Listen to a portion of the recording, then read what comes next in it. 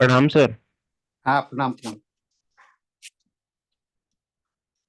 Meeting शुरू करने के पहले मैं सभी सबों को बताना चाहूँगा, हम लोगों का जो world homeopathic science Congress Patna आज समापन समारोह हो गया और काफ़ी काफ़ी अभूतपूर्व सफलता इस मीटिंग में रहा। हमारे आज के जो मॉडरेटर हैं डॉक्टर मनीष आजाद सिंह, इन्होंने इतना ब्यूटीफुल प्रेजेंटेशन दिया, साइंटिफिक वे ऑफ इट। मुझे लगता है कि डॉक्टर बी साहनी की जो पुस्तक है transmission of homeopathic drug energy from A distance, इसे इन्होंने बहुत ही अच्छी तरह से आत्मसात किया। तो आने वाला भविष्य का रुझान जो है so dynamic property of the homeopathic medicine हो रहा है। तो मैं इसके साथ में आप सबों को आ, धन्यवाद भी देना चाहूँगा कि हम लोगों का सेमिनार आप लोगों के साथ सफलता से और IFPH फोरम के सहयोग से भी यह सफल हो पाया है। अब मैं समय हो चुका है मीटिंग का। अब मैं मनीष जी को कहूँगा कि आप सेमिनार शुरू करें सर। Thank you sir. तो सबसे पहले तो थैंक यू इतनी अच्छी बातें बोलने के लिए। मैंने कोशिश किया था बेसिकली कि उस बुक को समझ सकूं और समझा सकूं। आज का सेशन शुरू करते हैं। नमस्कार सभी को, मेरा प्रणाम। डॉक्टर मनीष आजाद सिंह, IFPH के हिंदी मंच पे आप सभी का स्वागत करता हूं। अ, ये IFPH का हिंदी मंच है जो 7:30 से 8:30 बजे तक के लिए रहेगा। और IFPH यानी international forum for promoting homeopathy basically एक मंच है जहां हम कोशिश करते हैं कि ज्यादा से ज्यादा होम्योपैथिक डॉक्टर्स हमारे साथ जुड़े और अपने ज्ञान को हम सभी के बीच साझा कर सकें। इसी कोशिश के तहत आज हमारे साथ जो मेहमान जुड़े हैं वो हैं डॉक्टर संदीप सहरल। सर के बारे में एक बेसिक जानकारी देना चाहता हूँ सेशन शुरू करने से पहले। सर ने अपना BHMS डॉक्टर BR सूर homeopathic medical college and hospital and research centre, basically new Delhi में गवर्नमेंट कॉलेज है, सर ने अपना वहां से कंप्लीट किया है। आई एम श्योर आप सभी लोग उस कॉलेज को जानते होंगे। सर 2012 से अपना होम्योपैथिक प्रैक्टिस कर रहे हैं अपने क्लिनिक पे और मल्टीपल चैरिटेबल डिस्पेंसरीज पे। सर ने 4 किताबें भी लिखी हैं अभी तक, that is homeopathic arrows 1, 2, 3 and 4। Sir IFPH के हिंदी मंच पे आपका बहुत बहुत स्वागत है। अपना आज का सेशन आप शुरू कर सकते हैं एंड हम लोग का ज्ञानवर्धन कीजिए। ये दो नाम से ज्वाइन किया है, एक साथ में दो है, तो कौन संदीप सही है? सर उनका वीडियो ऑन है but the audio is not on. I think वो ऑडियो अपना ऑन नहीं कर पा रहे हैं। डॉक्टर संदीप, आप ऑडियो ऑन कीजिए। आपका दूसरा भी ज्वाइन किया है वो, आप ऑडियो को ऑन कीजिए डॉक्टर संदीप। हाँ ऑन हो गया सर, ऑन हो गया सर। हाँ, ठीक है ठीक है। एक मिनट सर। सर आप ऑडिबल हैं अब। डॉक्टर संदीप सर, अगर आप मुझे सुन पा रहे हैं तो आप ऑडिबल हैं। एक मिनट जस्ट। हाँ जी सर। सभी डॉक्टर्स जो भी यहाँ प्रेजेंट हैं उनको नमस्कार मेरी तरफ से। आज हमारा टॉपिक का नाम है विटलाइगो। ठीक है, मैं अपनी स्लाइड शेयर कर देता हूँ साथ में ना, उसके साथ ज़्यादा बेटर है।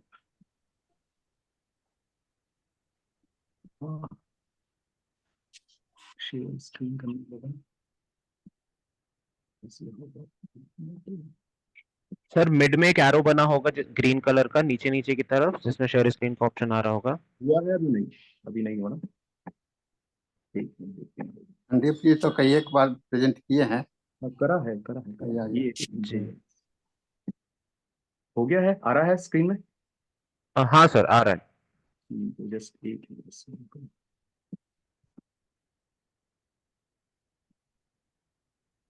आ रहा है सर, आ रहा है। सभी डॉक्टर्स को मेरा नमस्कार। ठीक है, आज का हमारा टॉपिक का नाम है research on vitiligo. Okay. Vitiligo का मतलब है, बहुत सिंपल वे में बोला जाए तो, वाइट पैचेस होना। वाइट पैचेस का बहुत सिंपल सा रीजन है कि वहां पे मेलेनिन नहीं होता है। ठीक है। एंड मेलेनिन का भी बेसिक फंक्शन समझ लेते हैं। मेलेनिन आपको एक्चुअली जो सनलाइट में हार्मफुल रेडिएशंस हैं, लाइक यूवी रेडिएशंस है, उससे बचाता है मेलेनिन। ठीक है। अ, जैसे इक्वेटर होता है, इक्वेटर पे सनलाइट डायरेक्ट होती है। ठीक है, ज्यादा एक्सपोजर होता है, तो वहां पे जो भी कंट्रीज होती हैं वहां पर सनलाइट ज्यादा है, तो वहां प्रोटेक्शन के लिए मेलेनिन भी ज्यादा होता है। तो हम अधिकतर तौर पे देखते हैं लाइक जो भी कंट्रीज इक्वेटर के पास हैं वहां पर थोड़े आपको डस्की कॉम्प्लेक्शन के लोग ज्यादा मिलते हैं।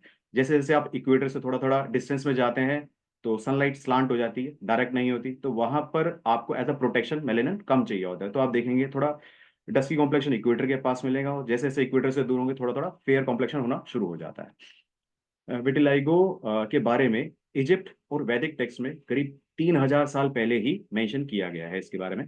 और विटिलाइगो जो है वो इक्वेटर से जितना आप दूर जाते जाएंगे उतने विटिलाइगो केसेस थोड़े थोड़े कम होते जाते कंपैरेटिवली। मींस इक्वेटर के पास जितना होंगे वहां पर विटिलाइगो केसेस आपको थोड़ा ज्यादा मिलेंगे, जैसे कि इंडिया हो गया, अफ्रीका हो गया, वहां पे। कहीं भी बीच में मेरी आवाज ना आए तो आप मेरे को इन्फॉर्म कर दीजिएगा, ओके। ओके, और इंडिया में कहाँ पे, लाइक गुजरात हो गया, राजस्थान हो गया, यहाँ पे केसेस आपको थोड़े ज्यादा मिलेंगे। ठीक? आप, मैं ऑडिबल हूँ, आवाज आ रही है मेरी? Yes sir.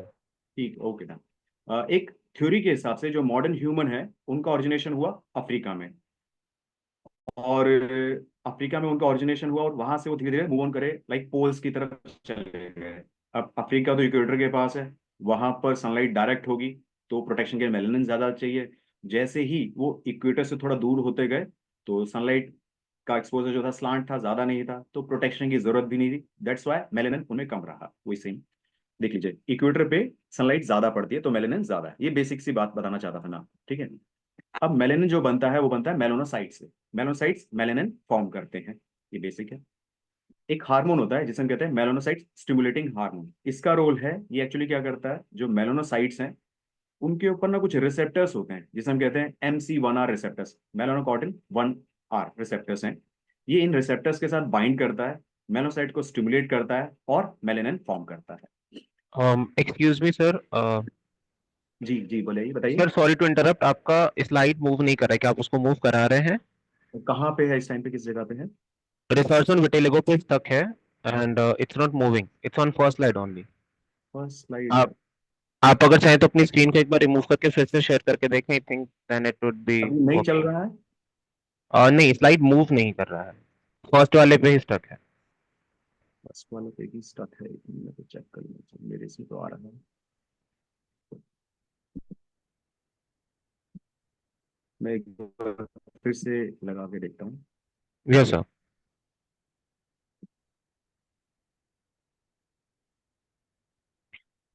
सर अभी मूव किया, विटिलिगो फ्रॉम अफ्रीका पे हैं हम अभी, मॉडर्न ह्यूमन ओरिजिनेटेड। फिर करिए। अभी मूव कर रहा है सर। हेलो। हाँ जी। हाँ सर, अभी दिख रहा है, विटिलिगो फ्रॉम अफ्रीका वाला पेज दिख रहा है सर अभी। हमारे यहाँ से हटिया है शायद, आई थिंक स्लाइड शो में प्रॉब्लम था, अभी दिख रहा है, अभी क्लियर है। लेकिन मेरे हाथ से नहीं दिख रहा है, तो मैं देखूँ यहाँ पे आ रहा हूँ। अच्छा। आपको विजिबल हो रहा है स्लाइड में ना? Vitiligo from Africa, modern human originated in Africa when people ये और विजिबल है ह्यूमन ना आपको यहाँ जनरेशन। पे? Yes sir. एक, आपको विजिबल है ना सारा चीज? Yes sir. हमें कोई स्टार्टिंग से तो बेसिक सा था कि विटलाइगो के अंदर वाइट पैचेस होते हैं। वाइट पैचेस का रीजन है कि वहां पर मेलेनिन नहीं है, ठीक है। मेलेनिन का बेसिक फंक्शन होता है सनलाइट में जो हार्मफुल रेडिएशंस हैं, लाइक यूवी रेडिएशंस हैं, उससे आपको प्रोटेक्ट करना, बचाना। अब इक्वेटर में जो है, इक्वेटर के पास सनलाइट ज्यादा होती है, तो एक्सपोजर बहुत ज्यादा होता है सनलाइट, तो इसलिए हम देखते हैं अधिकतर तौर पे जो भी कंट्रीज इक्वेटर पे हैं या इक्वेटर के आसपास हैं वहां पर मेलेनिन ज्यादा होता है, जिस वजह से वहां पे डस्ट की कॉम्प्लेक्शन के लोग आपको थोड़ा ज्यादा मिलते हैं। जैसे ही आप इक्वेटर से थोड़ा थोड़ा दूर जाते हैं तो वहां पे सनलाइट स्लांट हो जाती है, कम होती है, तो प्रोटेक्शन की जरूरत जो है वो थोड़ी कम पड़ जाती है। दैट्स वाई मेलेनिन वहां पे कम होता है। जैसे आप नॉर्थ पोल या साउथ पोल की तरफ जाएंगे तो मेलेनिन कम होता है, वहां आपको थोड़े फेयर कॉम्प्लेक्शन के लोग ज्यादा हो जाते हैं। विटलाइगो के बारे में इजिप्ट और वैदिक टेक्स्ट में करीब 3000 साल पहले से ही मेंशन किया गया है। जितना आप एक है कि लाइक विटलाइगो इनवर्सली प्रोपोर्शनल होता है, जितना आप इक्वेटर से दूर जाएंगे उतना, लाइक अगर इक्वेटर के पास है तो वहां पे विटलाइगो केसेस ज्यादा मिलेंगे, दूर जाएंगे तो थोड़े थोड़े कम होते जाते हैं। लाइक अफ्रीका, इंडिया इक्वेटर के पास है तो वहां पे केसेस विटलाइगो के ज्यादा होंगे। इंडिया में भी गुजरात और राजस्थान में, ठीक है। एक थ्योरी के हिसाब से जो मॉडर्न ह्यूमन है वो अफ्रीका में ऑरिजिनेट हुए और उसके बाद वो माइग्रेट करे, लाइक पोल्स की तरफ चले गए। अब अफ्रीका में थे तो वहां पे इक्वेटर के पास था तो वहां मेलेनिन ज्यादा था उनमें, और जैसे ही पोल्स की तरफ गए तो मेलेनिन कम हो गया। ठीक है, इक्वेटर पे सनलाइट ज्यादा पड़ेगा तो मेलेनिन ज्यादा होगा, बेसिक सी अभी तक की बात हमारी थी। ठीक है, मेलेनिन बनता है मेलानोसाइट से। मेलानोसाइट सेल्स हैं जो मेलेनिन फॉर्म करते हैं। ठीक है, एक हार्मोन है मेलानोसाइट स्टिमुलेटिंग हार्मोन, ये क्या करता है, ये आपके मेलानोसाइट्स के ऊपर एक कुछ रिसेप्टर्स होते हैं जिसे हम कहते हैं MC1R, मेलानोकॉटिन 1 रिसेप्टर्स। ये हार्मोन इन रिसेप्टर्स के साथ बाइंड करता है और मेलानोसाइट को स्टिमुलेट करता है, जिसके बाद मेलेनिन फॉर्म होता है।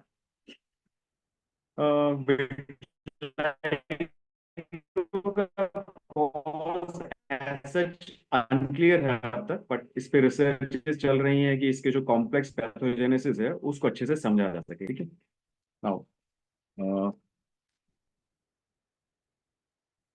देखिए, विटलाइगो के कुछ कॉजेज हैं, मैं ये नहीं कह रहा कि ये कॉजेज हैं, ये प्रोबेबल कॉजेज हैं। ओके, एपरेंट कॉजेज हैं। देखिए, एक है stress factor, next is genetic factor, third one is environmental like chemical और ट्रॉमा हो गया उसमें, और fourth one is auto immune disorders. ठीक है, इसमें हम स्ट्रेस को थोड़ा पहले समझते हैं। स्ट्रेस जैसे कि फाइनेंशियल स्ट्रेस, किसी का जॉब चले जाता है उस प्रकार का, family issues, divorce and all, या फिर ट्रॉमेटिक लाइक किसी की फैमिली में कोई लव्ड वंस का चले जाना, क्लोज वन का चले जाना, असॉल्ट होना, या फिर प्रेशर होना स्कूल में, वर्क प्लेस पे, घर पर, या फिर कोई सिवियर इलनेस से जूझ रहा हो, तब इस प्रकार के स्ट्रेस को भी मैंने कोरिलेट करा चार चीजों से। एक है ब्रेन स्किन एक्सिस से, फर्स्ट, सेकंड इज कॉर्टिसोल से, थर्ड वन इज H2O2 से, and the fourth one is glucose से। अब धीरे से पहले ब्रेन स्किन एक्सिस की बात करते हैं। चाइनीज मेडिकल यूनिवर्सिटी में काफी रिसर्चेज हुई और देखा गया कि साइकोलॉजिकल स्ट्रेस का जो है वो काफी इम्पैक्ट रहता है, इन्फ्लुएंस रहता है जो स्किन की इम्यूनिटी। ठीक है, और ये भी देखा गया कि साइकोलॉजिकल स्ट्रेस जो है वो क्रूशियल रोल प्ले करता है, कि साइकोलॉजिकल स्ट्रेस जो है वो विटलाइगो को बढ़ाता भी है और स्टार्ट भी कर सकता है। जब और ये इंफॉर्मेशन का इस्तेमाल इनके ट्रीटमेंट में भी किया जाता है। ठीक है, एक केस दिखाते हैं आपको। सऊदी अरेबिया का केस था, किंग खालिद यूनिवर्सिटी में। एक 41 ईयर का मेल पेशेंट आया जिसके राइट नी में और राइट लेग में और लेफ्ट निपल पे विटलाइगो का पैच था। जब पूछा गया, डिटेल पूछी गई, तो पता चला कि उस पर्सन को करीब 6 सालों से फैमिली रिलेटेड स्ट्रेस चल रहा था। उसका ट्रीटमेंट शुरू किया गया। ट्रीटमेंट में लाइक हर्बल ड्रिंक्स दिए गए, वेजिटेरियन डाइट में स्विच कर दिया पर्सन को, और एक अल्कोहल फ्री डाइट या लाइफस्टाइल रहा उसका। और ये भी देखा गया इस ट्रीटमेंट के दौरान उस पर्सन का करीब 2 साल तक स्ट्रेस जो है काफी कम हो गया था। अब इससे कंक्लूजन ये बना कि जब उसको स्ट्रेस था काफी 6 साल तक, तब उसके विटलाइगो से इनिशिएट हो गया था, ऑनसेट हो गया था, विटलाइगो स्टार्ट हो गया था। और जब स्ट्रेस कम हुआ तो विटलाइगो रिवर्स मोड में चला गया था। तो हमने ब्रेन स्किन एक्सेस में देखा था कि जो है कि यहाँ पे विटलाइगो साइकोलॉजिकल स्ट्रेस जो है आपका विटलाइगो बढ़ाता भी है और स्टार्ट भी कर सकता है। उसी चीज को हमने यहाँ पे जो सऊदी अरेबिया केस है इसमें भी हमने प्रैक्टिकली देखा कि कैसे वो हेल्प कर रहा है। अगर स्ट्रेस कम होता है तो विटलाइगो में भी रिवर्सल हो सकता है। एक और चीज है,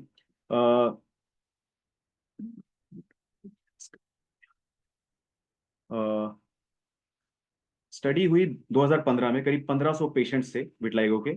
इनमें ये देखा गया कि करीब जिनको भी विटलाइगो था, उनसे क्वेश्चंस पूछे गए और देखा गया कि उनकी लाइफ में करीब 2 साल पहले, विटलाइगो होने से पहले, कोई ना कोई स्ट्रेसफुल इवेंट रहा था मेजर, लाइक जैसे कि किसी लव्ड वन का खो देना, ठीक है, डेथ हो गया किसी का, इस प्रकार से।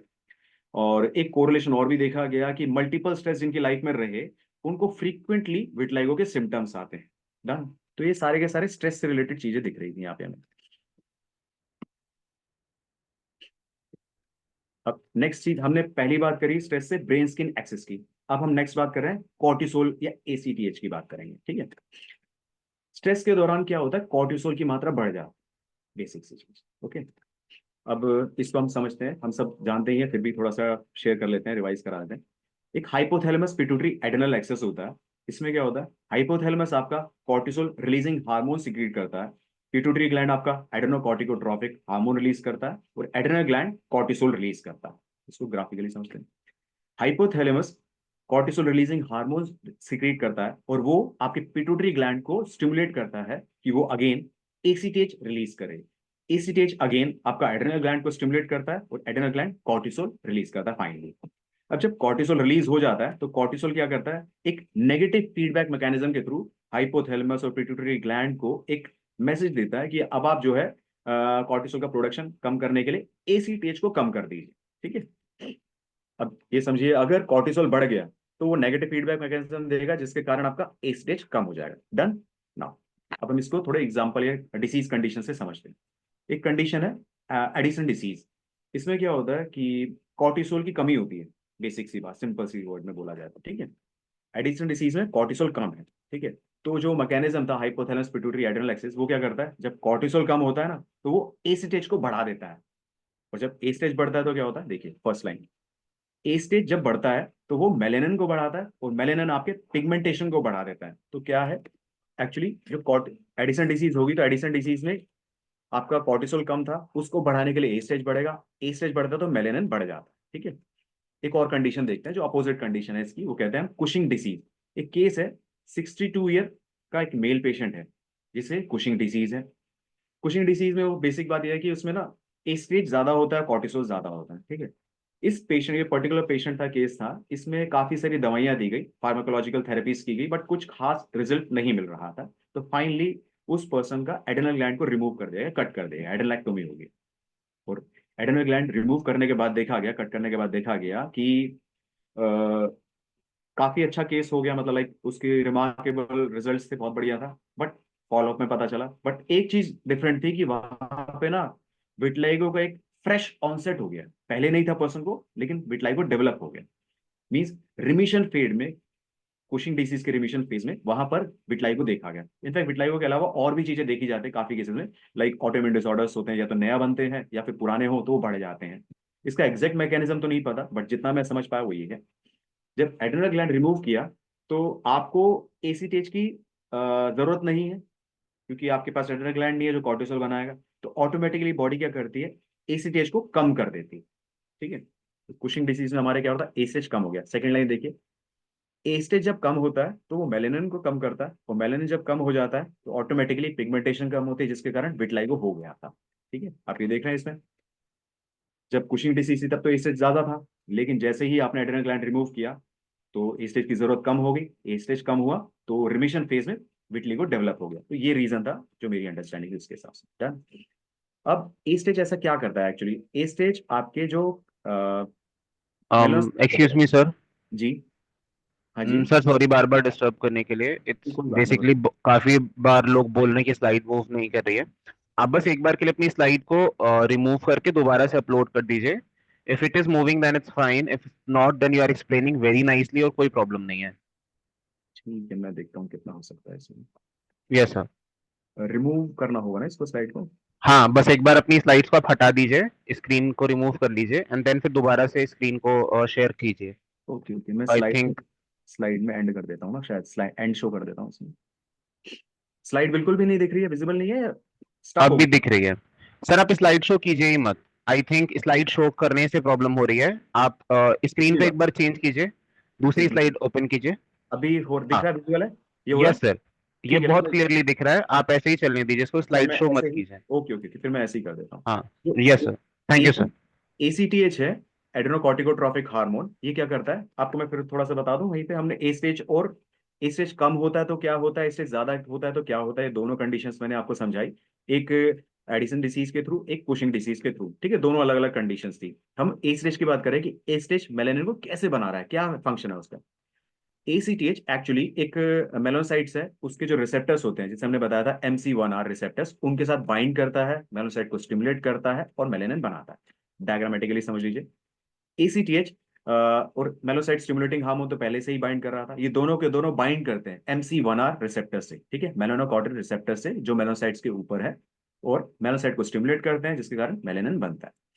ठीक है, अब ये हम समझ पाए यहाँ पे कि अगर एसीटीएच कम होगा तो मेलानोसाइट के रिसेप्टर्स को एक्टिवेट नहीं किया आप कर पाएंगे, या कम होंगे एक्टिवेट, जिसके कारण मेलेनिन का प्रोडक्शन कम होगा, रिजल्ट विटलिगो हो जाएगा।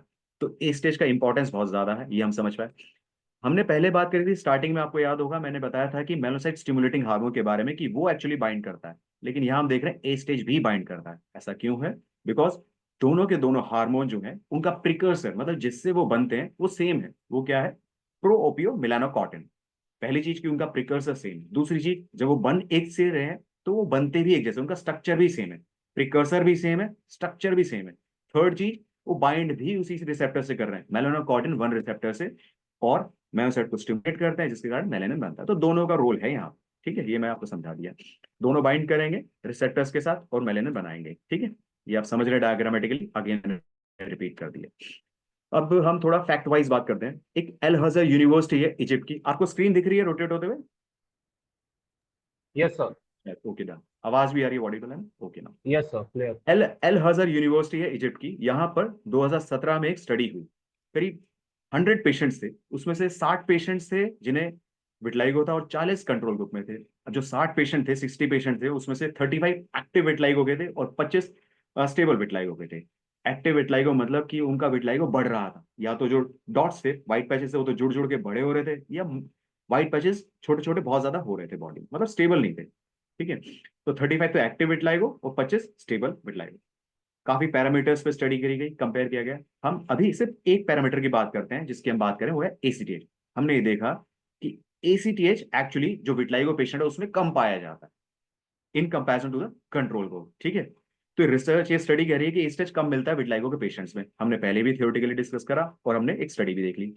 अच्छा, ये तो हुई इजिप्ट में स्टडी। इंडिया में भी एक स्टडी हुई थी इसकी, Indian council of medical research Safdarjung hospital में 1995 में। वहां देखा कम होता है। हमने इजिप्ट में देखा था कि, एक मिनट, इजिप्ट में देखा कि वहां पे विटलाइगो के अंदर एस्टेज कम है। अब हम इसका दूसरे तरीके से पहलू से समझते हैं। सफदरजंग में क्या करा हमने, विटलाइगो की केसेस थे, करीब 108 विटलाइगो पेशेंट्स की स्किन को कल्चर किया गया और उसमें देखने के लिए देखा गया कि एस्टेज डाल दिया गया साथ में। एसीटेज डालने के बाद देखा गया कि करीब 58 पेशेंट्स आउट ऑफ 108 उन्होंने पॉजिटिव रिस्पांस शो किया। मींस उनका जो विटलाइगो था वो ठीक होना शुरू हुआ, उसमें पिगमेंटेशन आनी शुरू हो गई थी जस्ट एसीटेज डालने से। पहली कंडीशन दिखाती है, ये इजिप्ट वाली कंडीशन दिखाती है कि विटलाइगो के पेशेंट्स में एस्टेज नहीं है, और हमने दूसरी रिसर्च से देखा कि एस्टेज डालने के बाद हेल्प मिलती है, पिगमेंटेशन हो जाती है। ठीक है, तो ना एक है कि कोरिया की भी एक रिसर्च देख लेते हैं। डिप्रेशन सेंटर है, department of psychiatry, Seoul Republic of Korea. यहाँ पर देखा गया कि ए स्टेज का जो लिंक है ना वो डिप्रेशन के साथ है। वो ये कहते हैं कि हाई ए स्टेज मिलता है और हाई ए स्टेज डिप्रेशन को शो करता है। ठीक है, हाई ए स्टेज प्रिडिक्ट करता है सिवियरिटी ऑफ डिप्रेशन। इसको आप प्रैक्टिकली भी देख सकते हैं। आपने देखा होगा लोगों के फेस में मेलेज्मा होता है, छाइयाँ कहते हैं, कॉलेज में वर्ड कहते हैं। ठीक है, और जब भी उन पेशेंट से पूछेंगे तो कहीं ना कहीं उनकी लाइफ में या उस टाइम पे या पहले डिप्रेशन का फेज जरूर रहा होगा। ठीक है, अब जब डिप्रेशन हुआ तो ए स्टेज बढ़ गया, ए स्टेज बढ़ा तो ए स्टेज ने पिगमेंटेशन शुरू कर दी जिसके कारण उनके मेलेज्मा या छाइयां बन गई थी। ठीक है, आप समझ रहे हैं? ए स्टेज कम है तो विटलाइगो हो रहा है, ज्यादा है तो मेलेज्मा हो रहा है फेस में, अगर स्पेशली बात करें तो ना। अब हमने बात करी स्ट्रेस से ब्रेन स्किन एक्सेस की। ओके, अब हम बात करेंगे कॉर्टिसोल और ए स्टेज की बात, ये भी हमने कर ली। अब हम नेक्स्ट करते हैं, थर्ड पार्ट है H2O2 की बात करेंगे। ये कुछ मैं कॉजेस के बारे में बात कर रहा हूँ, लास्ट के 30 मिनट्स हम ट्रीटमेंट की बात करेंगे। ओके, अब हम H2O2 की बात करते हैं। देखिए, जो मेंटल स्ट्रेस होता है ना, वो सेलुलर लेवल पे अपने आप को कैसे मैनिफेस्ट करता है? ऑक्सीडेटिव स्ट्रेस की फॉर्म में या फिर इन्फ्लेमेशन की फॉर्म में। इन्फ्लेमेशन आप इजीली रीड कर सकते हैं, जैसे कि विटलाइगो केसेस में ESR और सी रिएक्टिव प्रोटीन बढ़ जाता है। ऑक्सीडेटिव स्ट्रेस जो है उसका की कंपोनेंट है H2O2। ठीक है, लेकिन एक H2O2 एक फ्री रेडिकल है, एक टॉक्सिन समझ लीजिए जो डैमेज करेगा। ठीक है, बट एक नेचुरल मैकेनिज्म बॉडी में ये है कि एक एंजाइम होता है, पेरोक्सिसम एंजाइम, जो इस H2O2 को तोड़कर वाटर और ऑक्सीजन बनाता है। ठीक है, बट ये देखा गया कि जो विटलाइगो के पेशेंट्स है उनमें ये जो एंजाइम है इसकी एक्टिविटी कम हो जाती है। जब एंजाइम की एक्टिविटी कम हो गई तो H2O2 तो ब्रेक डाउन नहीं होगा। अब क्या होगा? H2O2 बढ़ता जाएगा। और ये H2O2 क्या है? प्राइम फैक्टर है विटलाइगो के पैथोजेनेसिस में। H2O2 जब ज्यादा बढ़ जाता है तो ये माइटोकॉन्ड्रिया को डिस्टर्ब करता है। माइटोकॉन्ड्रिया क्या है? माइटोकॉन्ड्रिया एक्चुअली एटीपी प्रोड्यूस करता है, एनर्जी हाउस है सेल्स के लिए। तो ये मेलोसाइट्स की डेथ करना शुरू कर देता है, एपोप्टोसिस, वो डेथ करता है मेलोसाइट्स की जब H2O2 ज्यादा बढ़ जाता है। ठीक है ना, एक जीनोटॉक्सिक स्ट्रेस के बारे में बहुत ब्रीफली मैं बता देता हूँ। ये सिर्फ मेलोसाइट्स की ही डेथ नहीं करता, ये मेलोसाइट जिससे बन रहे हैं लाइक स्टेम सेल्स, उनको भी डिप्लीट कर देता है, खत्म कर देता है, कम कर देता है, क्योंकि टॉक्सिन बहुत ज्यादा बढ़ जाता है, H2O2 ज्यादा बढ़ जाता है। इसको हम ग्राफिकली भी समझ लेते हैं। एक मिनट में थोड़ा सा देख लीजिए।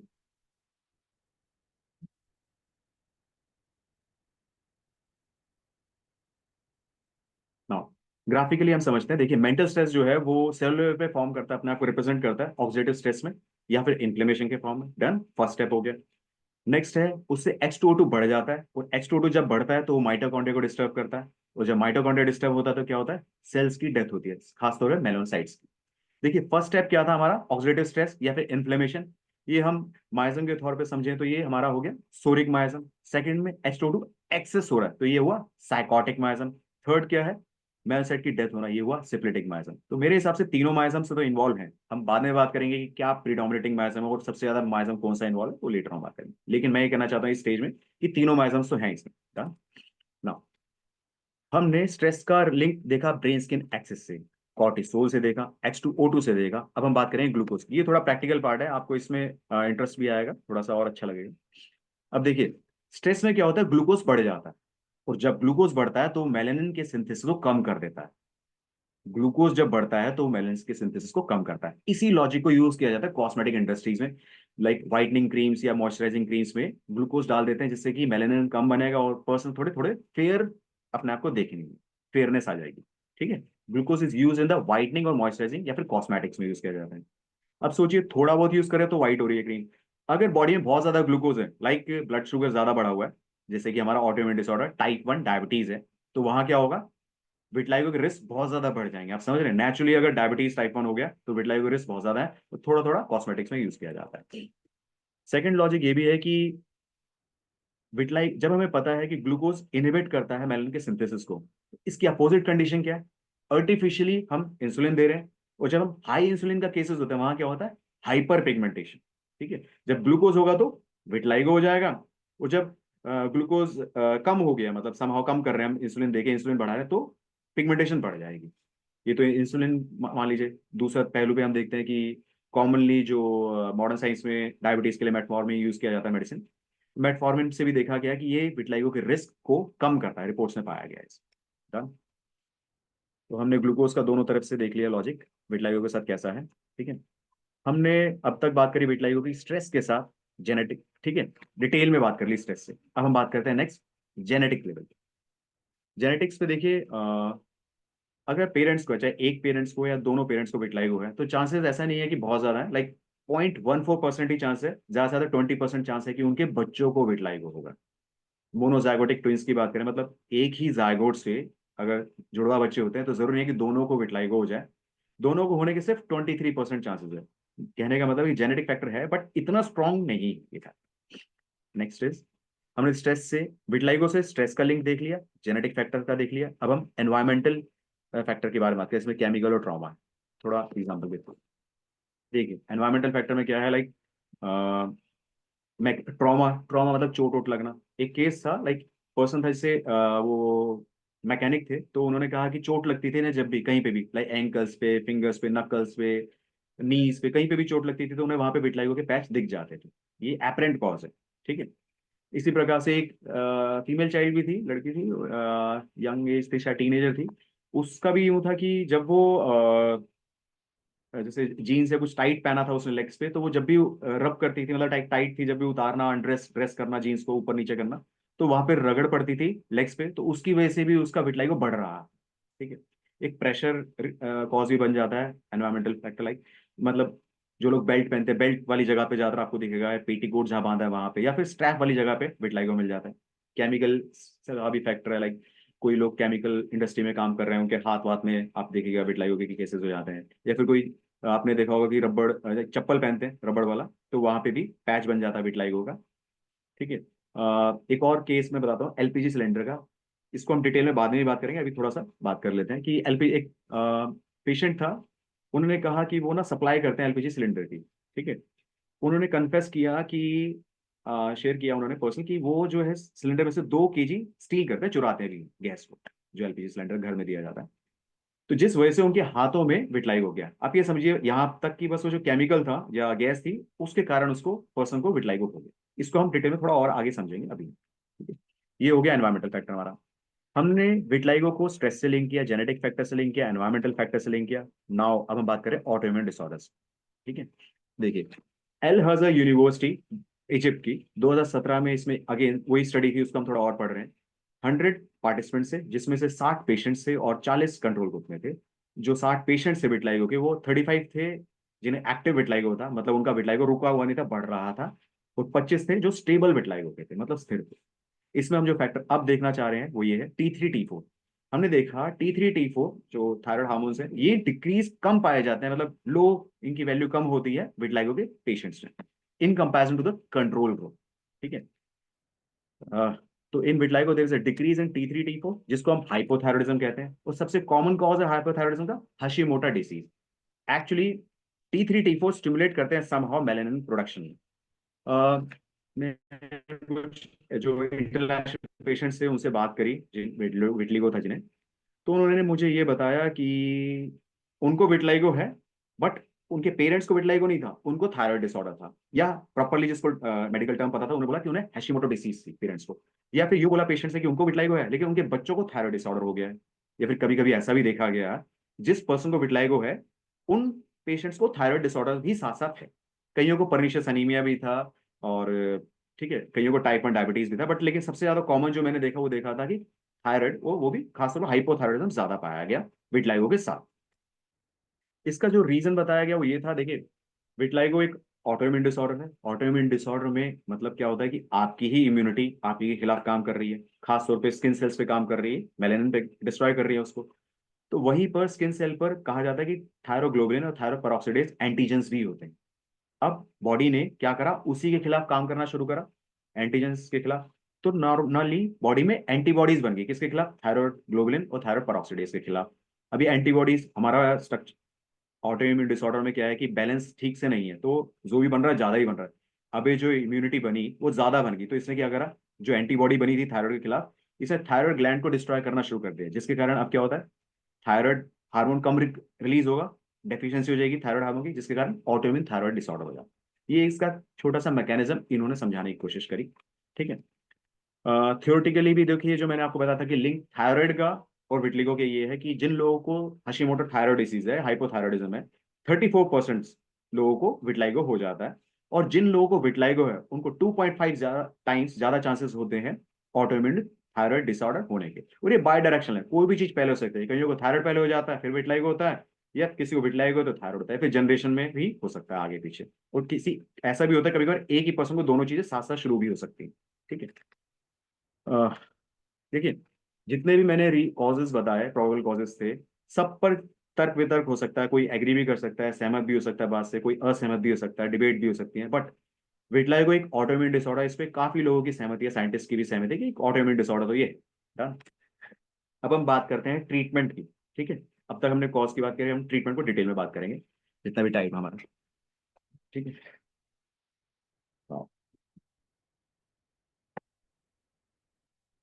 विटलाइगो में बेसिक सी बात हमने अब तक समझी कि विटलाइगो में क्या होता है, व्हाइट पैच, और व्हाइट पैच के अंदर मेलेनिन नहीं। ठीक है। बट जितने भी यहाँ डॉक्टर्स प्रेजेंट हैं, हम सब ने विटलाइगो केसेस ठीक किए हैं, देखे हैं। जो विटलाइगो का पैच होता है उसमें मेलेनिन नहीं है, लेकिन जब हम ट्रीटमेंट करते हैं तो वहां पैचेस आ जाते हैं, विटलाइगो मतलब मेलेनिन वापस आ जाता है, ऐसा कैसे, आप समझ रहे हैं। So in the treatment of vitiligo from where the melanin comes from, इसका आंसर किया इंडियन जर्नल ऑफ डर्मेटोलॉजी ने। इन्होंने कहा कि जो मेलेनिन है वो अपने आप को सेल्फ रिन्यू करता है। कैसे, ये मान लीजिए व्हाइट पैच है, तो ये बॉर्डर होगा ना इसका, इस बॉर्डर से अपने आप मेलेनिन उठाएगा और यहाँ पे पिगमेंटेशन शुरू कर देगा। एक ही कॉज तरीका हो सकता है।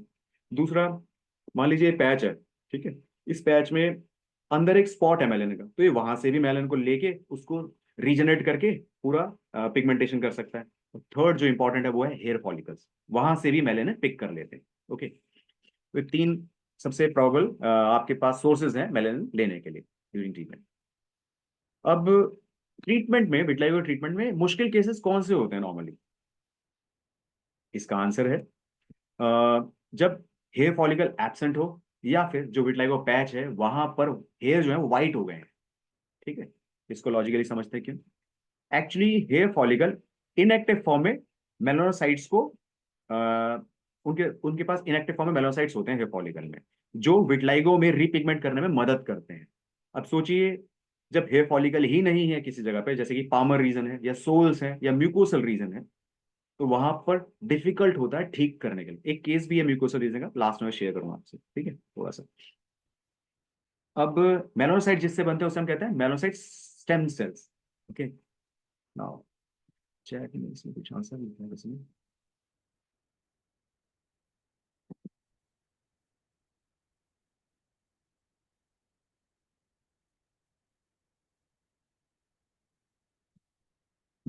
मेलानोसाइट स्टिमुलेट स्टेम सेल्स होते हैं। अब ये स्टेम सेल्स का हमारे पास सोर्सेस क्या है? स्टेम सेल्स का सोर्स है epidermis, hair follicle and sweat gland. Sweat gland थोड़ा और इंटरेस्टिंग पार्ट है, प्रैक्टिकल पार्ट है, थोड़ा और अच्छा है, मजा आएगा सुनने में शायद। देखिए, रिसर्च की बात है again, British journal of dermatology 1997 में एक स्टडी हुई जिसमें 39 पार्टिसिपेंट्स थे। उसमें से 17 विटलाइगो केसेस थे, 22 कंट्रोल ग्रुप थे। अब इसमें एक बेसिक सी बात हमने ये समझी कि जिन लोगों को विटलाइगो है उनके अंदर स्वेटिंग कम हो जाती है, पसीना कम आता है उन्हें, चाहे वहां पे पैच हो या ना हो। पूरे पर्सन को, उस पर्सन को जिसको विटलाइगो है उसमें पसीना कम आता है, ठीक है ना। लेकिन एक तरफ हम ये देख रहे हैं कि जिस पर्सन को विटलाइगो है उसके अंदर पसीना कम आता है, ठीक है। अब हम दूसरा लॉजिक देखते हैं कि नॉर्मली क्या होता है पर्सन में, जैसे निप्पल रीजन है, एरियोला रीजन है, एनोजेनाइटल रीजन है, प्राइवेट पार्ट्स है, वहां पर क्या होता है, वहां पर ना पिगमेंटेशन ज्यादा होती है, आपने नोटिस किया होगा। इसका रीजन है, जो कॉमन रीजन सबसे, वो ये है कि यहाँ पे पसीना जो ट्रैप्ड हो जाता है जेनाइटल रीजन पे या निप्पल एरियोला रीजन पे, और हार्मोन का भी रीजन है। तो हम दो लॉजिक समझ पाए, एक तो ये विटलाइगो में पसीना कम है, और जब पसीना बढ़ता है तो कॉम्प्लेक्शन भी डार्क हो जाता है, फिर पिगमेंटेशन बढ़ जाती है। देखिए, स्वेट डिक्रीज होता है विटलाइगो में। सेकंड लॉजिक ये है कि इंक्रीजिंग स्वेटिंग से, पसीना बढ़ने से पिगमेंटेशन बढ़ जाती है, ठीक है। और जब हमें पता है कि पसीना बढ़ने से पिगमेंटेशन बढ़ती है, तो आई वुड सजेस्ट जो भी डॉक्टर सुन रहे हैं या जो आगे भी सुनेंगे इसको एज अ यूट्यूब में भी, तो वो चाहे वो कोई भी मेडिसिन दे रहे हो या नहीं भी दे रहे हो, हर विटलाइगो पेशेंट्स को ये सजेस्ट किया जाए कि वो स्वेट प्रोड्यूसिंग एक्सरसाइजेज या एक्टिविटीज करें। पसीना बहेगा तो पिगमेंटेशन बढ़ने के चांसेस होते हैं, पिगमेंटेशन बढ़ेगी, क्योंकि स्वेट ग्लैंड में मेलासाइट स्टिमुलेटिंग मेलासाइट स्टेम सेल्स हैं, वो एक्टिवेट होंगे। Okay, logically. दूसरा रीजन ये भी है, देखिए, जिस प्रकार से स्टूल या यूरिन के माध्यम से बॉडी वेस्ट बाहर निकालती है, ठीक उसी प्रकार से स्वेट, पसीना भी बॉडी से वेस्ट बाहर निकालता है, टॉक्सिन निकालता है। और इस केस में, विटलाइगो केस में हमारे पास टॉक्सिन क्या है? H2O2। तो कहते हैं कि स्वेट, पसीना निकलेगा ज्यादा, तो ये रिपिगमेंटेशन में हेल्प करेगा विटलाइगो केसेस में हर तरीके से। तो ये जरूरी है। इनफैक्ट हम पूछते भी हैं पेशेंट से केस स्टडी में, लाइक भूख प्यास, लेटरिन बाथरूम कैसा है, पसीने के बारे में, तो ये इसको अलाइनमेंट में लाना जरूरी है। अगर स्टूल में डिस्टर्बेंस है उसको भी अलाइन करिए, यूरिन में कोई प्रॉब्लम है तो उसको भी अलाइन करिए, उस पसीने में कोई दिक्कत है तो उसको भी अलाइन करना जरूरी है ठीक है। तो हर पेशेंट्स को कहिए कि वो पसीने, स्वेट प्रोड्यूसिंग एक्सरसाइज एक्टिविटीज करें, फर्स्ट थिंग। अगेन हम इस स्टडी को फिर से पढ़ते हैं। ब्रिटिश जर्नल ऑफ डर्मेटोलॉजी 1997 में स्टडी करी गई। 39 पार्टिसिपेंट्स थे, जिसमें से 17 केसेस थे विटलाइगो के और 22 कंट्रोल ग्रुप थे। हमने ये तो देखा कि जिन लोगों को विटलाइगो है उनमें पसीना कम हो गया। दूसरी चीज हमने और नोटिस करी कि उनके पसीने में कैल्शियम की मात्रा कम थी, ठीक है। इसको भी हमने यूज करा लिया। देखिए, have low calcium in the sweat of the vitiligo patients, ठीक है। नाउ, ब्राजील में स्टडी हुई 2013 में। इस हम जानते हैं कि कैल्शियम का विटामिन डी से लिंक है अच्छा खासा। तो इन्होंने क्या करा, ब्राजील में करीब 16 पेशेंट्स को लगातार रेगुलर बेसिस पे विटामिन डी दिया गया करीब 6 महीने के लिए। और देने के बाद देखा गया सिर्फ विटामिन डी देने से उनकी पिगमेंटेशन होगी विटलाइगो पेशेंट की। मतलब 14 आउट ऑफ 16 पेशेंट ने showed the result. In fact homeopathy में हम ऑर्गेनन में, इनफैक्ट क्रॉनिक डिसीजेस की किताब में भी मेंशन है कि हमें एक्सटर्नल ट्रीटमेंट नहीं देना चाहिए। लेकिन कई बार प्रैक्टिकली ऐसा होता है कि पेशेंट्स आपको ना काफी बार बोलते हैं कि सर कुछ लगाने के लिए दे दीजिए, एक्सटर्नल एप्लीकेशन के लिए दे दीजिए। अगर इस केस में खासतौर पे अगर आपको कुछ लगाने के लिए देना ही है, तो आई वुड सजेस्ट उन्हें कहिए आप विटामिन डी अप्लाई कर लीजिए। इसकी ट्यूब से ऑइंटमेंट्स आती हैं, वो भी हेल्प करते हैं और सेफ भी हैं लगाने के लिए, ठीक है। हाँ। तो हमने देखा पहली चीज थी कि आप स्वेट प्रोड्यूसिंग एक्सरसाइजेस करें, वो हेल्प करेगा। नेक्स्ट इज विटामिन डी दें, वो भी रीपिगमेंटेशन में हेल्प करता है। हमने लॉजिकली और स्टडी वाइज दिखा दिया, आपको प्रूव कर दिया। नाउ हम बात करते हैं ब्लैक पेपर की। ब्लैक पेपर मीन्स काली मिर्च, ठीक है। इसके बारे में भी study was publish in the British journal of dermatology. इसमें देखा गया कि जो ब्लैक पेपर है उसका अल्कलॉइड होता है पेपरीन। ये सेल कल्चर किया गया और देखा गया कि मेलानोसाइट्स को बढ़ा देता है, पेपरीन, ब्लैक पेपर का alkaloid. Kings college in London, वहां पे भी देखा गया कि ब्लैक जो पेपरीन है वो एक यूनिफॉर्म तरीके से पिगमेंटेशन क्रिएट करता है विटलाइगो केसेस में। और कि 3 केसेस पे भी देखा गया रिजल्ट इसका अच्छा। लाइक 2 मेल पेशेंट थे, एक 51 ईयर का मेल पेशेंट था, 51 का, और एक 45 ईयर का मेल पेशेंट था, और एक 37 की फीमेल थी। तीनों में देखा गया बहुत जल्दी ही पिगमेंटेशन शुरू हो गई थी, लाइक 48 आवर्स और 96 आवर्स में पेपरीन यूज करने थे। ठीक है ना। एप्पल की बात करते हैं। देखिए, जब हम एप्पल को कट करते हैं ना, तो आपने देखा होगा कि कुछ समय के बाद वो थोड़ा सा ना ब्राउनिश पिगमेंट, मतलब उसका कलर चेंज हो जाता है, थोड़ा सा डस्की या डार्क सा हो जाता है थोड़ा सा, जहाँ कट करने के बाद। ऐसा क्यों होता है? देखिए, जब हम कट करते हैं तो क्या होता है, एप्पल के अंदर नॉर्मली पॉलीफिनॉल होता है। जब हम कट करते हैं तो उसका ऑक्सीडेशन होता है। ऑक्सीडेशन होने के बाद वहां पर मेलेनिन प्रोड्यूस हो जाता है, जिसके कारण ब्राउन पिगमेंटेशन होती है। मतलब एप्पल कट होने के बाद मेलेनिन प्रोड्यूस कर रहा है। मेलेनिन ही तो चाहिए हमें विटलाइगो केसेस में, इसको हम यूज करेंगे। देखिए कैसे। एक्चुअली पॉलीफिनॉल था इसमें में। पॉलीफिनॉल क्या करता है, हेल्प करता है विटलाइगो में। एक्चुअली ये मेलेनिन का प्रोडक्शन करता है। सेल्स जो डेथ होती है, मेलासाइट की जो डेथ होती है, उसको भी रोकता है। रिएक्टिव ऑक्सीजन स्पीसीज H2O2 है, उसको न्यूट्रलाइज करता है। इम्यून सिस्टम, ऑटोइम्यून डिसऑर्डर में क्या है आपका इम्यून सिस्टम डिस्टर्ब हो रखा है, उसको रेगुलेट करता है। Actually polyphenol have been studied as a potential alternative treatment strategies for the autoimmune disorders like vitiligo.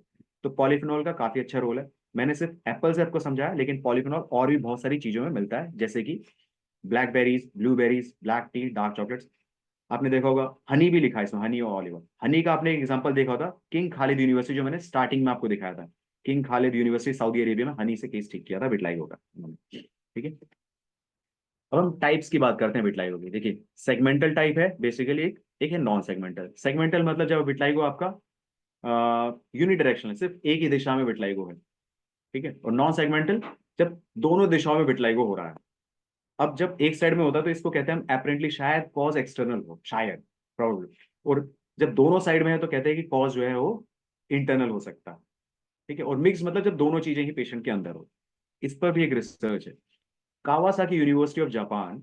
इसमें 1993 से 2011 तक स्टडी की गई, करीब 30 पेशेंट थे विटलाइगो के। वो स्टडी की गई, देखा गया कि जिनकी जिन सेगमेंटल पेशेंट खासतौर पर पहले बात करें, तो ये देखा कि उनकी सर्जरी करी। सर्जरी लाइक जहाँ पे पैच था ना, और जहाँ नॉर्मल स्किन थी, नॉर्मल स्किन उठाई, और जहाँ पैच था वहां ग्राफ्टिंग कर दी। ग्राफ्टिंग करने के बाद देखा गया बहुत ही अच्छे आउटकम थे, बहुत अच्छे रिजल्ट्स पाए गए सर्जरी के सेगमेंटल विटलिगो के केसेस में। बट जब नॉन सेगमेंटल विटलिगो था, मतलब जिनके यूनिफॉर्म, मतलब दोनों साइड में विटलिगो हो रहा था, जगह जगह पे थे, वहां पर मल्टीपल सर्जरी करने के बाद भी कोई भी अच्छा आउटकम नहीं देखने को मिला। इनफैक्ट कभी कभी ऐसा होता है कि एक्टिव विटलाइगो केसेस होते हैं, वहां पर तो सर्जरी को बिल्कुल भी रेकमेंड नहीं किया जाता। ठीक है। नाउ डिफरेंशियल डायग्नोसिस है विटलाइगो में। एल्बिनिज्म को हम डिफरेंशिएट कर सकते हैं। एल्बिनिज्म लाइक बाय बर्थ से ही है, लाइक उसके पर्सन के स्किन तो हो गया, हेयर हो गया, आईज कलर डिफरेंट हो जाएगा। नेवस डीपिगमेंटोसिस मतलब कि बाय बर्थ एक ही जगह पे सिर्फ एक पैच बना हुआ है, जो विटलाइगो का टाइप दिख रहा है आपको, व्हाइट पैच दिख रहा है। तो सबसे कॉमनली आपको देखने को मिलता है पिट्रेसिस अल्बा या टीनिया वेसिकुलर। कभी कभी पेरेंट्स आते हैं बच्चे को लेके, कहते हैं कि चीक्स पे थोड़ा थोड़ा व्हाइट सा हो रहा है, उन्हें लगता है कहीं ये सफेद दाग तो नहीं है, लेकिन आप देख लेते हैं एक हाइपर पिगमेंटेड और डी पिगमेंटेड डिफरेंस, कि वो उन्हें पिट्रेसिस अल्बा हो रहा है।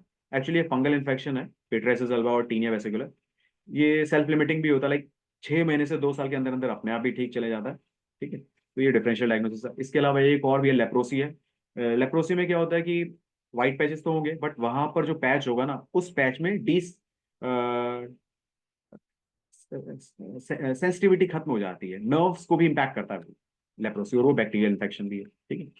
नाउ इन्वेस्टिगेशंस की बात करें तो देखिए, आपको पहले तो देख के ही पता चल जाएगा विटलाइगो केस क्या है। आप जब चेक करें तो म्यूकोसल रीजन को भी चेक कर लें, कभी कभी लिप्स या अंदर भी विटलाइगो होता है। जब आप विटलाइगो पेशेंट देखते हैं तो उससे डिटेल पूछिए, उसकी मेडिकल हिस्ट्री पूछिए, कहीं उस पर्सन को विटलाइगो के अलावा और कोई ऑटोइम्यून डिसऑर्डर तो नहीं है, और कोई मेडिकल हिस्ट्री कुछ भी ऐसा तो नहीं है, उसकी फैमिली को कहीं विटलाइगो तो नहीं है, या फिर कोई और ऑटोइम्यून डिसऑर्डर तो नहीं है। क्योंकि हमने बात करी थी कि थायराइड बहुत कॉमन है, तो थायराइड के बारे में तो पूरा अच्छे से टेस्ट करवा लीजिए, लाइक थायराइड प्रोफाइल करा लीजिए, T3 T4 TSH, anti TPO test करवा लीजिए, थायरोग्लोबुलिन एंटीबॉडी करवा लीजिए, thyroid scan, ultrasound, CT scan हमारा है, थायराइड से रिलेटेड पूरा अच्छा जांच कर लीजिए। ठीक है। डायबिटीज का भी चेक कर लीजिए, डायबिटीज भी कॉमनली देखने को मिल जाता है। नाउ ओके, हमने बताया कि इन्फ्लेमेशन भी होता है इसमें, सी रिएक्टिव प्रोटीन ESR भी बढ़ सकता है, B12 फोलेट CBC करा लीजिए, क्योंकि anaemia cases like pernicious anaemia बहुत कॉमनली मिल जाता है। पेशेंट से जब आप बात करें तो ये भी पूछे कि उसके इमोशनल कंटेंट को और फिजिकल कंटेंट पे कहीं ना कहीं कोई ट्रॉमा या स्ट्रेसफुल फैक्टर तो नहीं रहा लाइफ में, लाइक फिजिकली उसे कोई कोई चोट या कुछ ऐसा लगा हो, या इमोशनली कहीं वो हर्ट हुआ हो। ये सब चीजें पूछना भी बहुत जरूरी है। पैराथायराइड हार्मोन चेक करिए। एक्चुअली देखिए, मैंने बताया था आपको कि विटलाइगो केस में कैल्शियम कम हो रहा है, कैल्शियम जब कम होता है तो बॉडी नॉर्मली उसे बोन से लेने की, एक्सट्रैक्ट करने की कोशिश करती है। जब बोन से लेने की कोशिश करती है, इसमें उसे हेल्प करता है पैराथायरॉयड हार्मोन। तो अधिकतर तौर पे विटिलिगो केसेस में पैराथायरॉयड हार्मोन बढ़ सकता है। ये टेस्ट हो गया। एक है ANA test, anti nuclear antibody test. ये दिखा देगा कि विटिलिगो एक ऑटोइम्यून डिसऑर्डर या फिर उसके अलावा और कोई ऑटोइम्यून डिसऑर्डर तो नहीं है बॉडी में। इसके अलावा है वुड्स लैम्प टेस्ट जो डर्मेटोलॉजिस्ट कर रहे हैं। लास्ट है स्किन बायोप्सी। मैं सजेस्ट करूंगा कि अगर आपको डायग्नोसिस करने के लिए स्किन बायोप्सी की जरूरत पड़ रही है, तो जो भी आपके नियर बाय डर्मेटोलॉजिस्ट है ना, आप उनसे एडवाइस ले लीजिए, रेफर कर दीजिए at least for the diagnosis. Okay, ये थी इन्वेस्टिगेशन बेसिक्स। नाउ देखिए, जितनी भी बातें करी मैंने, जितने भी कॉजेज बताए, उसमें सब पे डिबेट हो सकती है, बट विटिलिगो एक ऑटोइम्यून डिसऑर्डर, इस पे आपको ध्यान रखना होगा कि ये स्ट्रॉन्ग फैक्टर। ऑटोइम्यून डिसऑर्डर के बारे में एक बात है कि ऑटोइम्यून डिसऑर्डर का मतलब कि आपकी इम्यूनिटी आपके खिलाफ है, सेल्फ डिस्ट्रक्शन वाला, जो एक सिफिलिटिक माइजन। इसमें थोड़े से जो साइकोलॉजिकल फैक्टर्स ये देखे गए, पर्सन को गिल्ट होता है, ठीक है, वो अपने आप को कसूरवार समझता है, अपने आप को कोसता है, क्रिटिसाइज करता है, कंडेम करता है। ठीक है, मैंने आपको केस बताया था LPG सिलेंडर का, उसको थोड़ा सा बता लेता हूँ, यहाँ पे शेयर कर लेते हैं। देखिए, उस पर्सन की डिटेल इस प्रकार से है कि उसने कहा कि उसके ना फिंगर से हाथ वाली जगहों पे विटिलिगो होता है। उसने कहा कि वो LPG का सिलेंडर जो है सप्लाई करता है। उसने कन्फेस भी किया कि वो चुराता भी है, 2 kg हर केस से स्टील करता है वो। जो वो चुराता है तो एक तो देखो केमिकल लग रहा है, ये फैक्टर भी था। दूसरा ये था, उसको कहीं ना कहीं गिल्ट गिल्ट था, और वो अपने आप को कोस रहा था। वो कहता कि मैं करना नहीं चाहता, बट मैं इन हाथों की वजह से या उंगलियों की वजह से करना पड़ता है। तो जो कोस रन रेगुलरली अपने आप को क्रिटिसाइज कर रहा है, तो उसकी जो इम्यूनिटी है ना, एक दिन में नहीं, काफी टाइम के बाद, तो उसकी इम्यूनिटी उसी के खिलाफ हो गई। उसे लगता है उसकी इम्यूनिटी को कि यही अपना शरीर ही उसका दुश्मन है। खासतौर पे कहाँ गुस्सा आ रहा है उसे, फिंगर से हाथ पे, वहीं पे उसे विटिलिगो डेवलप हो गया। ऐसा ही केस एक और है। एक फॉरेनर पेशेंट थे, इंटरनेशनल। उन्होंने बोला कि अ, उनको थाइस पे विटिलिगो है। ठीक है, थोड़ा पूछने में पता चला कि उन्होंने कहा कि एक्चुअली उनका रेप हुआ था, उसके बाद उन्हें थाइस पे विटिलिगो। अब देखिए, उस पर्सन को एक गिल्ट फील हो गया, उसको घिन आने लग गई, कोसने लगी वो अपने आप को। कहाँ पे कोस रही थी सबसे ज्यादा? थाई पे, जहाँ पे कांटेक्ट हुआ। ठीक है, तो इम्यूनिटी कहाँ डायरेक्ट हो गई? इम्यूनिटी ने सोचा कि यही दुश्मन है थाई मेरी, तो थाई के खिलाफ ही इम्यूनिटी ने काम करा और थाई पे पैच बन गया। समझ रहे हैं आप लिंक कैसे? ऑटोइम्यून डिसऑर्डर हमारे साइकोलॉजी से किस तरीके से लिंक्ड है। ठीक है, इसमें कुछ और केसेस भी होंगे, वो भी मैं आपको बता दूंगा। एक केस और बताता हूँ अभी ही, ये लास्ट में मैं आपसे शेयर भी कर लूंगा कि एक पेशेंट था, उसे जेनिटल्स पे, खासतौर ग्लांस पेनिस और पेनिस पे विटिलिगो था। तो उसने कहा कि अधिकतर तौर पे केसेस मिलेंगे, तो उन्होंने कहा कि इमोरल कैरेक्टर था पर्सन का, लाइक मतलब मल्टीपल रिलेशनशिप। उसने कहा कि वो करना नहीं चाहता, रिलेशंस बनाना नहीं चाहता, बट समहाउ वो बना रहा है। वो उसे गिल्ट है, परेशान है, वो क्रिटिसाइज कर रहा है। किस चीज को? वो पेनिस को क्रिटिसाइज कर रहा है, इस वजह से मुझे करना पड़ा है, यही रिस्पॉन्सिबल है। तो पूरी उसकी इम्यूनिटी सोचती है कि यही दुश्मन है, क्रिटिसाइज कर रहा है उस पार्ट को। तो वहीं पे इम्यूनिटी ने अटैक करना शुरू करा उस पर्सन को, ग्लांस पेनिस या पेनिस वाली जगह पे विटिलिगो डेवलप। इसकी पिक भी मैं आपको लास्ट में अगर शेयर करूंगा टाइम में। आप बेसिक समझ गए कि ऑटोइम्यून डिसऑर्डर गिल्ट का क्या रीजन था। ठीक है, नाउ मेलानोसाइट स्टेम सेल्स के जो सोर्सेज हैं वो एपिडर्मिस है, हेयर फॉलिकल है, स्वेट ग्लैंड है, इसके बारे में बता चुका हूँ। मेलानोसाइट स्टिमुलेटिंग हार्मोन का रोल क्या है? वो आपके मेलानोकॉटिन 1 रिसेप्टर के साथ बाइंड करता है, मेलानोसाइट को स्टिमुलेट करता है, मेलानिन बनाता है। ये बेसिक सा फंक्शन है, एक फंक्शन। और दूसरा फंक्शन क्या है? एक्चुअली जब मेलानिन बन जाता है, तो वो क्या करता है, आपके जो कैरोटीनोसाइट तक पहुंचाना है उसे, कैरोटीनोसाइट्स तक पहुंचाना है, तो वो पहुंचाने का काम करता है डेंड्राइट्स। डेंड्राइट्स समझ लीजिए मेलानोसाइट्स के हाथ है, नर्व एंडिंग से वो पहुंचाती है। अब ये जो मेलानोसाइट स्टिमुलेटिंग हार्म होता है, इसका काम है इन डेंड्राइट्स को भी बचा के रखना। ठीक है, क्योंकि विटिलिगो में ये भी डैमेज हो जाते हैं। नाउ माइजम्स की बात करते हैं। देखिए, एक तो लॉस ऑफ डेंड्राइट्स है, जिसका मैंने फंक्शन अभी भी बताया आपको, मेलानिन को कैरोटीनोसाइट्स तक पहुंचाना। दूसरी चीज हम देखते हैं कि यहाँ पे लॉस ऑफ लव्ड वंस है। हमने एक केस था बच्चे का, उसके ना लोअर एब्डोमेन के आसपास, वो थाइस के आसपास, वहां पे विटिलिगो हो गया। तो पूछा तो पता चला कि उसका जो डिसअपॉइंट लाइक अफेयर था, वो ब्रेकअप हो गया, उसके बाद उसे हुआ। और काफी लोगों के साथ ऐसा होता है, ब्रेकअप हुआ है, हस्बैंड की डेथ होगी, वाइफ की डेथ होगी, या बच्चों की या पेरेंट्स की, जिससे बहुत ज्यादा वो अटैच है, वो टूट गया है। ठीक है, तो ये दिखाता है मेलानोसाइट की लॉस होना। ये दिखाता है सोरोसिप्लिटिक माइजम। सबसे पहले मैंने बात की थी तीनों माइजम इन्वॉल्व है, सोरा, साइकोसिस, सिप्लिटिक। अब हम बात करें कि वो सोरोसिप्लिटिक प्रीडोमिनेटिंग माइजम है। इसमें थोड़ा और डिटेल में समझते हैं। स्किन स्किन के बेसिस पे देखें तो देखिए, लॉस ऑफ मेलानोसाइट है, लॉस हो रहा है, ये सिप्लिटिक माइजम है। माइंड में क्या है? लव्ड वंस का लॉस होना, सेपरेशन होना, ये सिप्लिटिक माइजम। तो सिप्लिटिक माइजम सबसे ज्यादा प्रीडोमिनेटिंग है तीनों माइजम से, अगर हम देखा जाए तो। नाउ तो जो भी मेडिसिन हो, अगर आपका कभी केस स्टक हो जाए तो कोशिश करें कि जो भी मेडिसिन हो सिफिलिटिक माइजम को कवर करती हुई हो, तो ज्यादा आपको हेल्प करेगी विटलाइगो केसेस में ना। होम्योपैथी जो है वो इंडिविजुअलाइज बेस पे, आपको ऐसा नहीं है कि सिर्फ आप स्किन की कंप्लेंट देंगे कि विटलाइगो का केस है, विटलाइगो वाली दवाई दे दो, ऐसा नहीं है। इसमें आपको पेशेंट की पर्सनैलिटी को, इमोशनल स्टेट को देख के मेडिसिन देनी पड़ेगी। एफोजम 213 इस बात को बहुत अच्छे से सपोर्ट करता है। वो कहता है कि ऑर्गेनो में बताया गया कि अगर आप कोशिश कर रहे हैं ठीक करने की, आप ठीक नहीं कर पाएंगे अगर आप सिर्फ डिसीज को देखते हुए दवाई दे रहे हैं। आपको पेशेंट के माइंड या डिस्पोजिशन को देखना भी बहुत जरूरी है, ठीक है, और उसको दवाई से मैच करना भी जरूरी है। उन्होंने कहा अगर आप ऐसा नहीं करते तो आप खास रिजल्ट नहीं निकाल पाएंगे। एग्जाम्पल भी दिए उन्होंने कहा कि अगर पेशेंट आपका माइल्ड है, ठीक है, और आप उसे नक्सोमिका दे रहे हैं, तो कुछ खास रिजल्ट नहीं दिखा पाएगी, बहुत ज्यादा हेल्प नहीं कर पाएगी आपको। अगर पेशेंट बहुत ज्यादा हैप्पी है, ऑब्स्टिनेट पर्सनालिटी है, वहां पल्सडेला दे रहे हैं, वो भी काम नहीं कर पाएगी। अगर पेशेंट आपका बहुत ज्यादा चिड़चिड़ा नहीं होता, इरिटेबल नहीं होता, या बहुत छोटी छोटी चीजों पे घबराता नहीं है, डिफिक परेशान नहीं होता, और वहां इग्निशिया दे रहे हैं, वो भी काम नहीं करेगी। तो आपको नेचर को मैच करना बहुत जरूरी है पेशेंट के, खासतौर पर विटलाइगो पेशेंट से मैं बोलूंगा, हर केस में होता है, बट विटलाइगो में तो आप समझ सकते हैं, आपके पास कोई सिम्टम ही नहीं, सिर्फ व्हाइट पैच है, आपको नेचर पे ही मेडिसिन देनी पड़ेगी, ठीक है। देखिए एक फॉरेन ऑथर है लुइस है, उनके हिसाब से विटलाइगो का जो कॉज है साइकोलॉजिकल, वो ये कहते हैं कि पर्सन को लगता है कि वो ग्रुप का पार्ट नहीं है, not belonging to the group, not one of the group.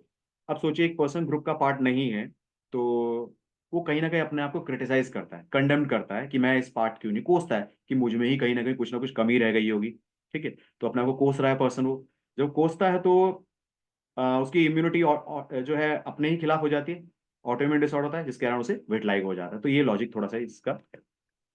Now vitiligo जिनको होता है उनको क्या हो जाता है विटलाइगो होने के बाद,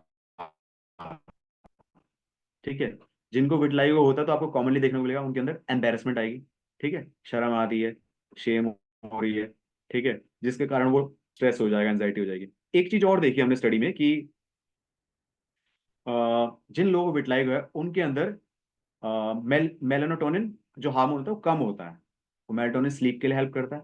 तो एक तीसरी चीज हमें पता चली कि जो भी लोग, जिन लोगों को विटलाइगो है, अगर वो प्रॉपर स्लीप लेते हैं, मेडिटेशन करते हैं, तो इससे भी विटलाइगो में काफी हेल्प मिलती है, ठीक है ना।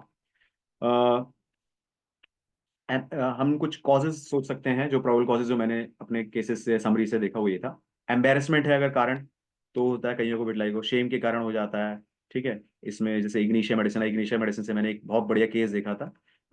इनसिक्योरिटी के कारण है। अधिकतर तौर पर आपको विटलाइगो केस मिलेंगे जो उनको लगता है कि सब लोग उनको देख रहे हैं, उनकी इस कंडीशन को ऑब्जर्व कर रहे हैं। कैलकेरिया का मेडिसिन है। डिसअपॉइंटेड लव, ये भी केस दिखाया था मैंने कि एक का पर्सन का ब्रेकअप हो गया, तो उसमें और बहुत सारी चीजें, हस्बैंड लाइक कईयों का चाइल्ड डेथ हो जाना, पेरेंट्स की डेथ होना, फ्रेंड्स की डेथ होना, ये सब कॉजेज हो सकते हैं, ठीक है। अब कुछ मेडिसिन भी हैं जो कॉमनली देखने को मिलती है, like arsenic album. Arsenic album का बेसिक क्रिस्ट ये रहता है कि पेशेंट के अंदर इनसिक्योरिटी है, इनसिक्योरिटी के कारण पर्सन को एंजाइटी हो जाती है हेल्थ और वेल्थ को लेके। लाइको पर्सन में क्या है कि उसको पता है कि उसकी इनकेपेबिलिटी है, इनकम्पिटेंसी है, बट वो अपने आप को ना थोड़ा डिफरेंटली प्रोजेक्ट करता है, like boosting sort of. Natrum mur में again there is a history of grief और डिसअपॉइंटमेंट, इंट्रोवर्ट रिजर्व पर्सनालिटी दिखेगी। सीपिया नेट्रमोर की ही एक एक्सटेंशन है, लाइक चिली पर्सन। और सीपिया में क्या हार्मोनल इम्बैलेंस होता है, फिजिकली मेंटली अपने आप को बहुत ज्यादा एग्जॉस्ट कर लेते हैं, हार्मोनल डिसबैलेंस, और एक डिसफिगर्ड फीमेल टाइप आपको दिखता है, हम कहते हैं flat chest female. Fluoric acid और साइड बहुत बढ़िया मेडिसिन है, रिपिगमेंटेशन में हेल्प करती है। फ्लोरिक एसिड का केस था जो मैंने आपको बताया था कि ग्लांस पेनिस में जिसके विटलाइगो हो गया था। अधिकतर तौर पर फ्लोरिक एसिड काम कर जाता है जब आपके पेनिस में विटलाइगो होता है। ये डिस्ट्रक्टिव मेडिसिन है दोनों की दोनों, बहुत ज्यादा, फ्लोरिक एसिड और सायोड ना। कॉमन जो, अगर आप वैसे तो माइंड सिम्टम्स लेने, अगर आपको नहीं मिलते हैं तो आप जो स्किन के सिम्टम्स और बेसिक सिम्टम्स यही है, लाइक स्किन डिस्कलेशन, वाइट स्पॉट होना, स्किन डिस्कलेशन वाइट होना, वाइट डार्क बॉर्डर बिल्कुल, तब ये मेडिसिन। एंकल पे होना, सोल पे, लेग्स पे, थाइस पे, फेस पे, अपर लिम्स, फोट, फिंगर्स पे, बैक ऑफ हैंड, ये सब। इसमें जो इस रूब्रिक्स के हिसाब से जो कॉमन मेडिसिन बनी वो थी अर्सेनिक एल्बम, कैलकेरिया का, नेट्रमोर, नेट्रम का, सीपिया, इग्निशिया, सिलिशिया, ये aurum met, merc sol, nitric acid, syphilitic medicine है, बहुत अच्छा हेल्प करती है। मेरा सबसे अच्छा केस था सिलिशिया से, बहुत बढ़िया ट्रीटमेंट हुआ था, पहला केस था जो सिलिशिया से ठीक किया। इग्निशिया ने भी बहुत अच्छा रिजल्ट दिखाया था, ठीक है। नेट्रमोर भी बहुत अच्छा रिजल्ट दिखा चुकी है।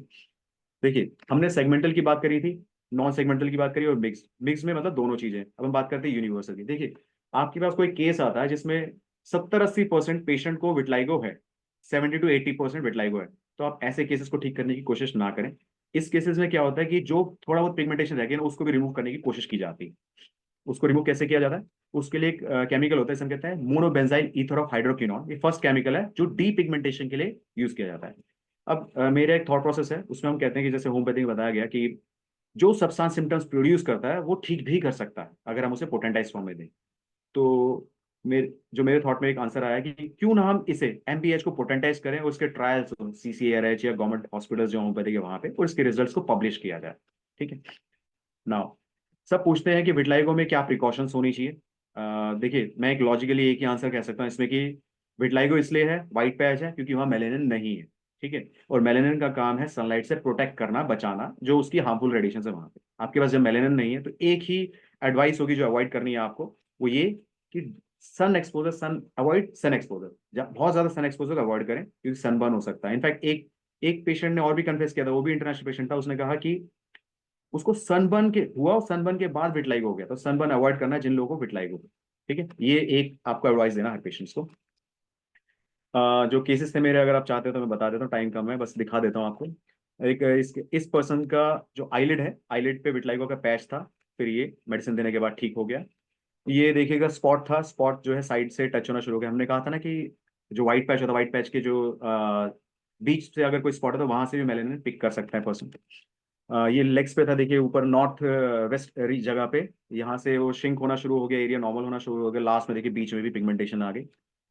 ये स्कैल्प पे था, स्पॉट्स थे थोड़े, धीरे धीरे मेडिसिन के बाद स्पॉट्स बढ़ने शुरू हो गए थे।